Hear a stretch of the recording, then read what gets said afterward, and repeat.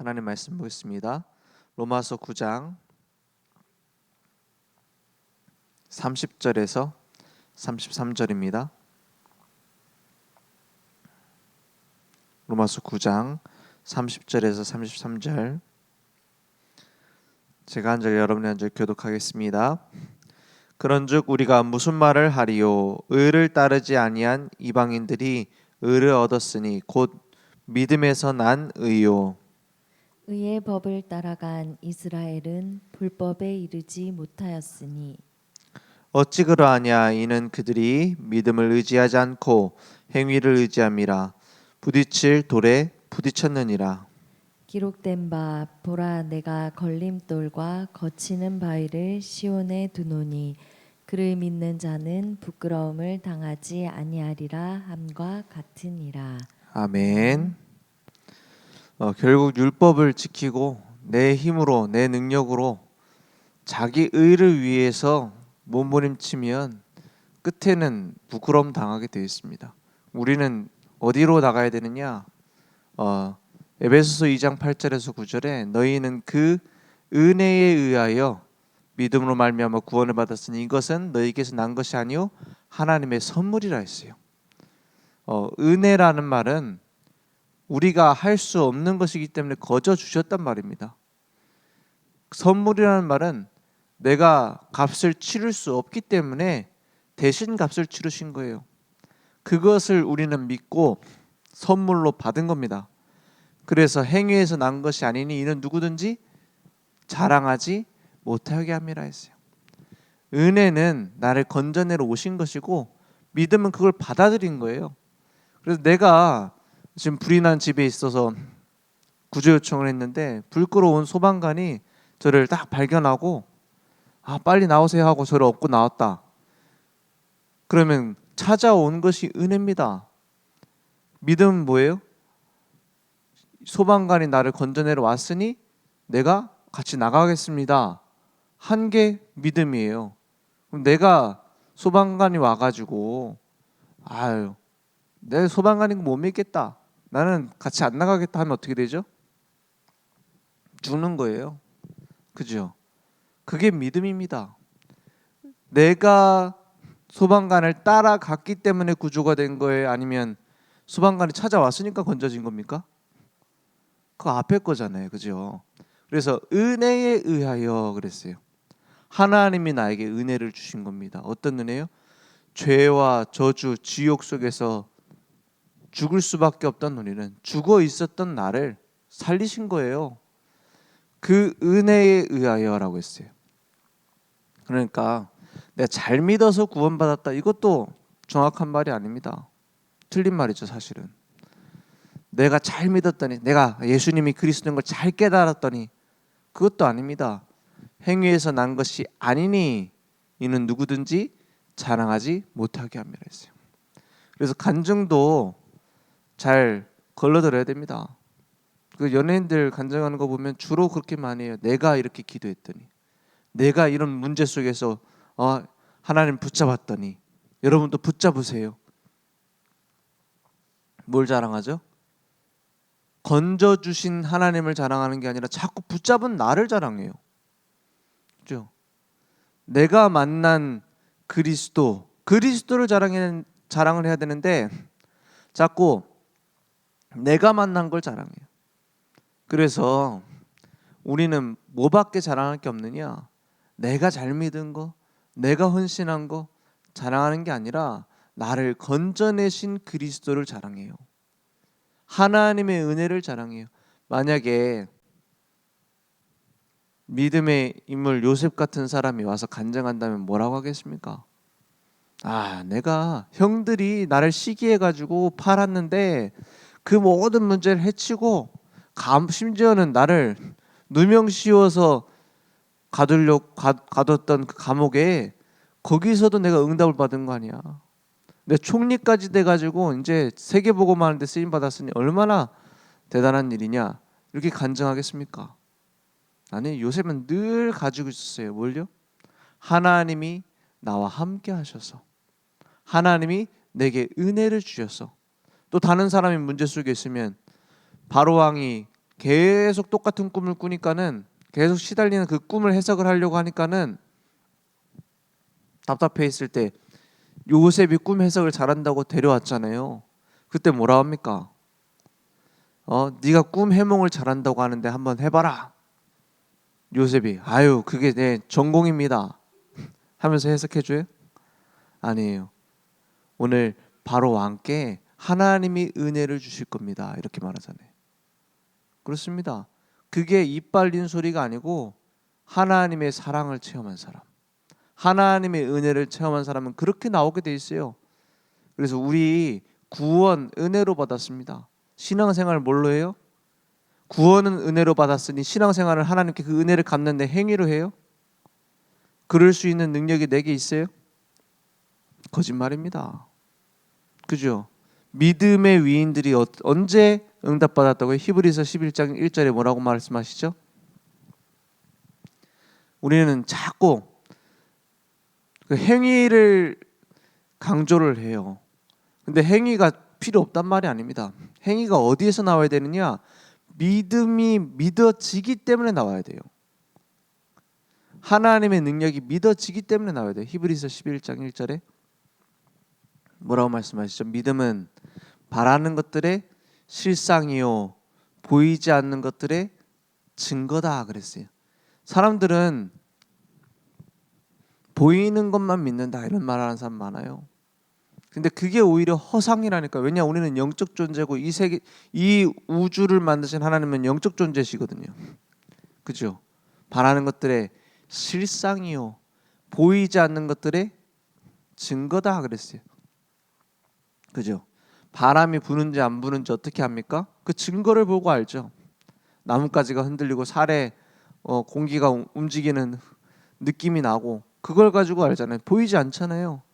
6절에 11장 6절에 뭐라고 합니까?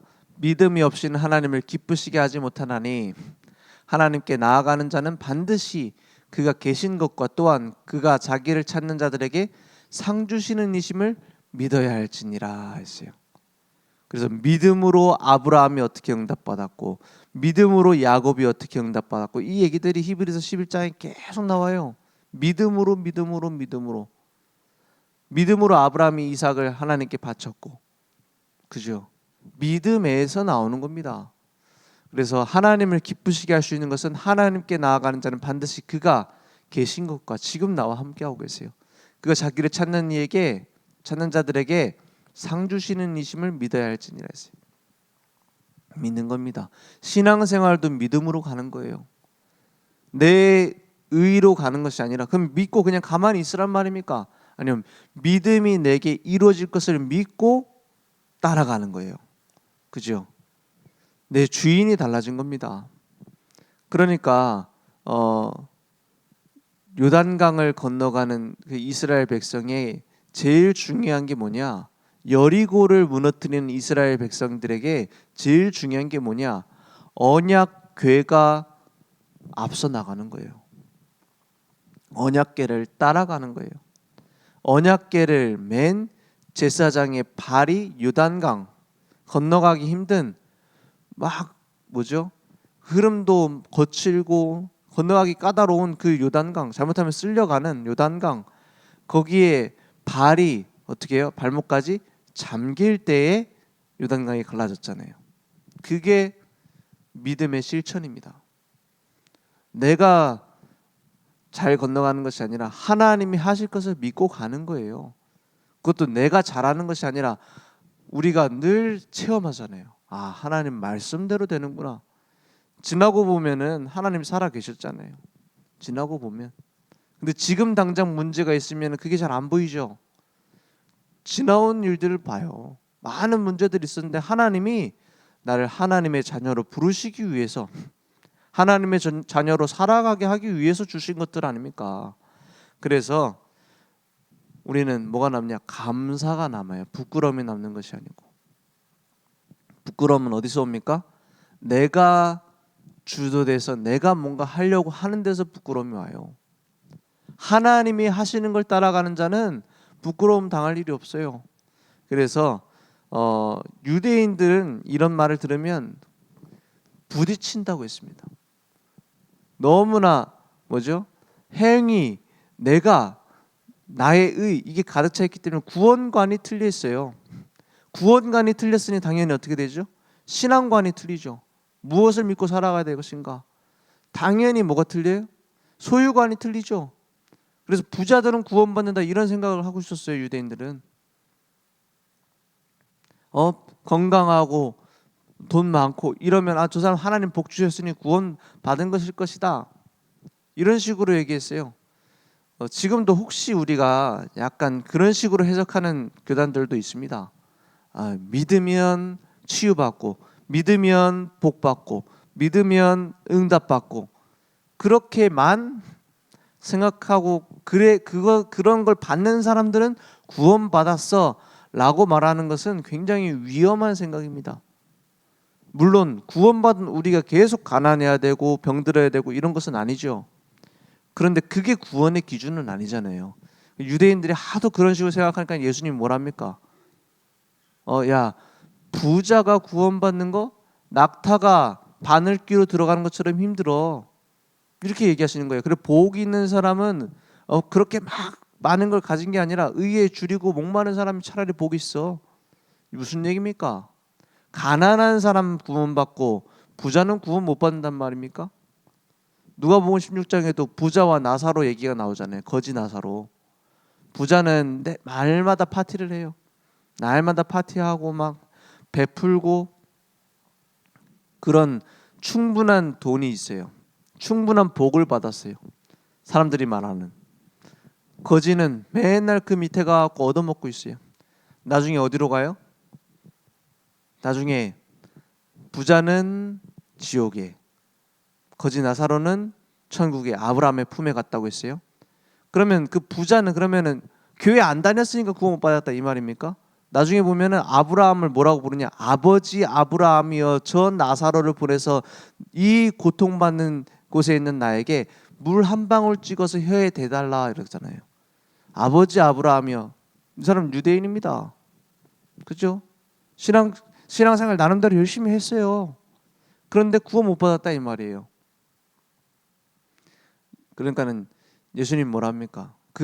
아브라함이 뭐랍니까? 건너갈 수 없는 틈이 있어서 건너올 수 없다. 그리고 너는 그 땅에서 많은 것을 받았고 나사로는 고통을 받았는데 지금은 반대로 받는다. 이 얘기를 보고 많은 사람들이 뭐라 하느냐? 부자는 구원받기 힘들어. 가난한 사람들 도와주지 않으면 안 돼. 근데 그 부자도 사실은 가난한 사람 도와줬거든요. 그런 식으로 해석하는데 부자가 뭡니까? 나사로가 거기서 떨어지는 상에서 떨어지는 걸 먹었다고 했어요. 부자가 구제 안 하면 구원 못 받습니까? 그럼 그 부자는 왜 나사로를 도와줬는데 구원 못 받았죠? 그죠? 뭘 얘기하는 겁니까?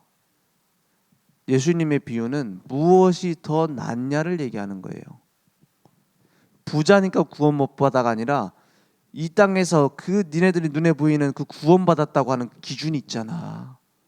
하나님이 복 주시고 하나님이 돈 주시고 이러면 구원받았다고 말하는 유대인의 구원관 그거 틀린 거 아니냐 이 말이에요.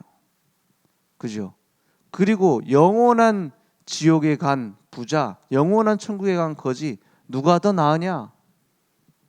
구원자 되시는 예수님을 믿지 않고 자기들의 기준, 자기들의 행위 이것만 강조하고 있는 유대인을 꼬집는 얘기예요. 그래 부자가 구원 못 받습니까? 바늘귀로 들어가는 것처럼 어렵다 말씀하셨어요. 예수님이. 낙타가 바늘귀로 들어갈 수 있어요?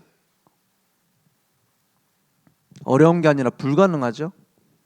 그 바늘귀라는 것은 성전 문에 있는 쪽문입니다. 그걸 바늘귀라고 불렀어요. 그래서 낮에는 대문이 열려 있어서 낙타고 뭐고 그냥 쉽게 들어갑니다. 밤이 되면은 닫아요. 그 쪽문되는 바늘귀로 사람이 들어가려면 숙이고 들어야 되고 낙타가 들어가려면 낙타 크잖아요. 어떻게 해야 되죠? 짐을 일단 다 내려야 돼요. 짐을 다 내려요. 그리고 짐을 먼저 밀어넣고 낙타는 어떻게 해야 되냐? 무릎 꿇려야 돼요. 무릎 꿇리고 앞에서는 끌어당기고 뒤에서는 밀어줘야 간신히 들어갈 수 있어요. 그럼 낙타가 바늘귀로 들어가는 것처럼 어렵단 말은 무슨 말이에요? 내가 가지고 있는 행위, 내가 가지고 있는 능력, 내가 가지고 있는 돈 내려놓고 하나님 앞에, 그리스도 앞에 무릎 꿇고 들어와야 된다 이 말이에요. 그래야 구원받는다 이 말이에요. 그렇지 않습니까? 내 행위, 내 능력이 아니라 그리스도를 믿음으로, 그 앞에 그리스도를 나의 주인으로 영접함으로 우리는 구원을 받는다 이 말입니다. 그러니까 예수님하고 유대인들이 말이 안 통해요. 처음부터 끝까지 딴소리 하고 있어요. 유대인들이 막 당신 혹시 메시아입니까? 그런 식으로 막 말하는데 니네들이 독사의 새끼들이라. 그 안식일에 또 예수님께서 먹을 거를 이제 이게 뭐죠? 이삭을 주워 가지고 같이 드시고 하니까는 제자들하고 같이 나눠 먹고 하니까는 아니 무슨 안식일을 범하고 안식일에 노동을 하느냐? 이삭 그거 비빈 걸 가지고. 그러니까 예수님 뭐라 합니까? 야, 내가 안식일의 주인이다. 남편이 없을 때는 막 남편 기다리지만 왔으면 같이 잔치를 해야지. 이렇게 말씀하시잖아요. 뭐가 뭔지 말이 하나도 안 통해요. 유대인들이 갖고 있는 무슨 사상 때문에요? 그 율법 행위, 그게 중심되는 사상 때문에 예수님을 나중에는 어떻게 합니까? 이단으로 몰아가지고 십자가에 매달아 버리잖아요. 그죠? 그걸 내려놓는 것이 믿음입니다. 그럼 우리는 내려놨으니, 우리는 선택된 민족이니, 우리는 구원받았으니 참 감사하다. 그걸로 끝나서는 안 돼요. 내가 혹시 하나님이 주신 은혜 말고 다른 걸 붙잡고 있습니까? 다른 걸 의지하고 있습니까? 그걸 내려놓는 것이 성화입니다. 자꾸 성화에 대해서 내가 올바라지고 내가 의로워지고 그렇게 생각하는 사람 많아요. 진짜 성화는 뭡니까? 내 의를 내려놓는 게 성화요. 그리스도가 내 인생을 사로잡는 게 성화요.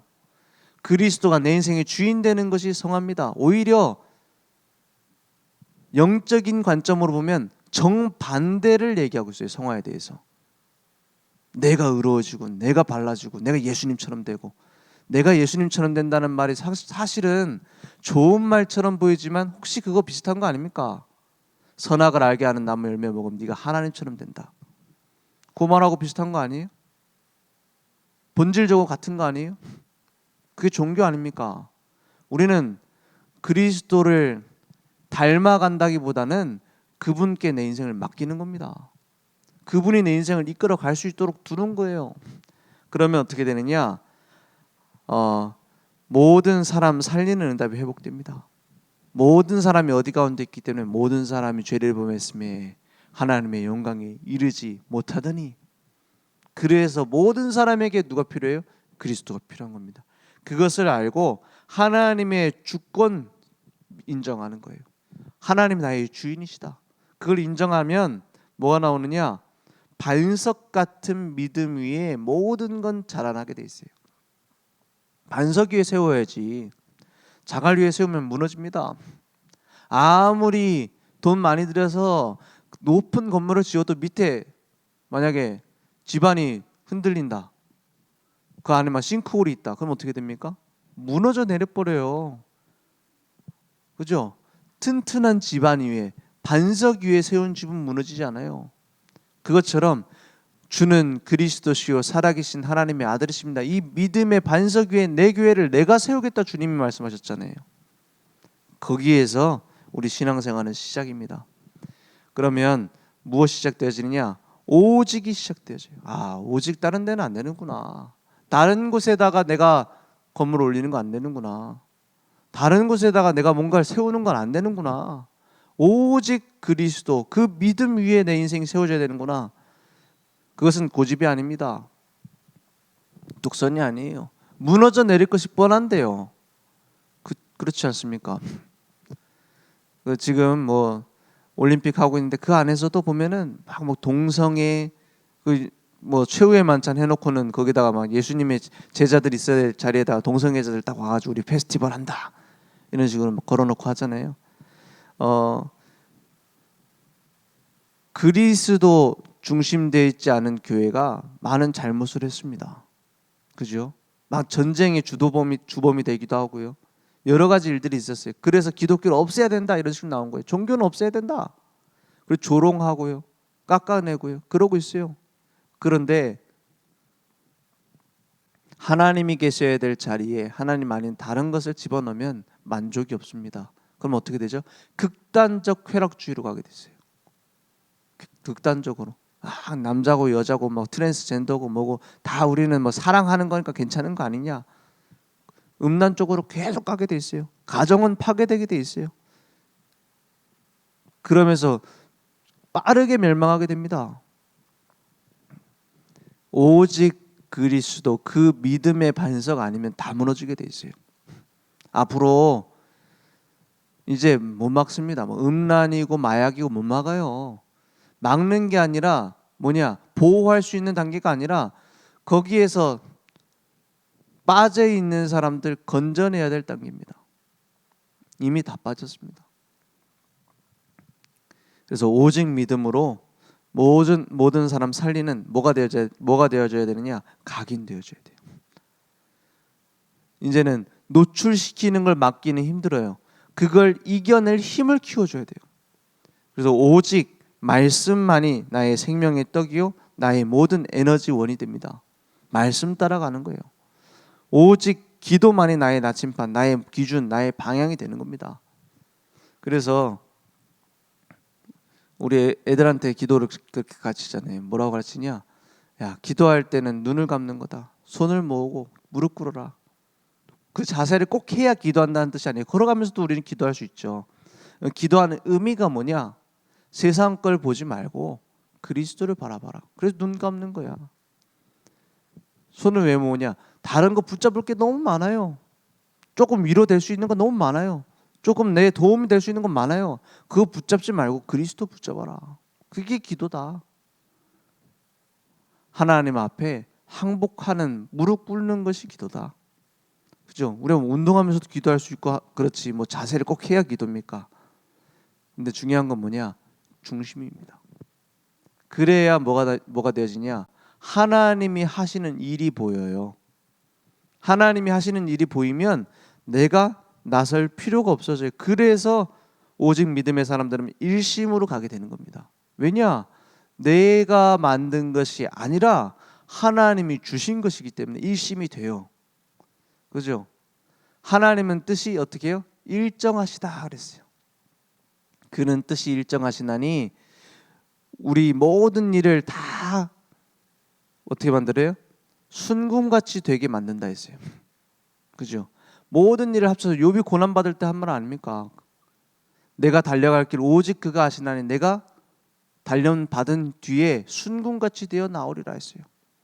그 앞에 보면 그는 뜻이 일정하시나니 계획하신 것을 이루실 것이라. 뒤에는 뭐라고까지 얘기합니까?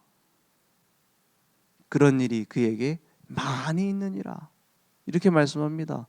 그러니까 우리는 뭐만 하면 됩니까? 절대 주권을 인정하고 일심으로 하나님의 언약 붙잡으면 돼요. 전심으로 모든 마음 다해서 지속으로 끝을 보면서 우리는 가는 겁니다. 오늘 그 응답이 우리에게 회복되어질 줄 믿습니다. 그래서 믿음만 강조한다 이런 말이 아닙니다. 믿음에서 모든 것이 시작되어져야 돼요. 그렇죠?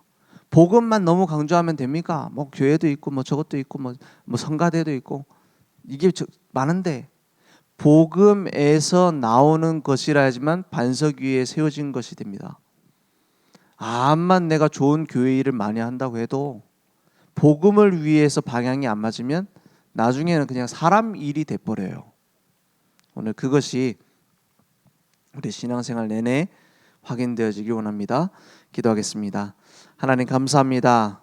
오직 그리스도 하나님의 나라가 우리의 삶에 이미 임한 줄 믿습니다. 성령 충만의 능력 속에서 우리 오직 믿음, 오직 말씀, 오직 기도의 삶이 회복될 수 있도록 역사해 주옵소서. 지금은 우리 주 예수 그리스도의 은혜와 하나님의 무한하신 사랑하심과 성령님의 내주인도 역사 충만하신 은혜가 날마다 오직 믿음으로 시작하여 우리 인생 모든 것을 오직 영광으로 하나님께 영광 돌릴 우리 모든 전도자들 머리 위에 온라인으로 모바일로 함께 예배드리며 오늘도 그리스도 십자가 아래에서 새롭게 시작할 우리 늘 좋은 교회 현장 후대 위에 지금부터 영원토록 항상 함께 있을지어다. 아멘.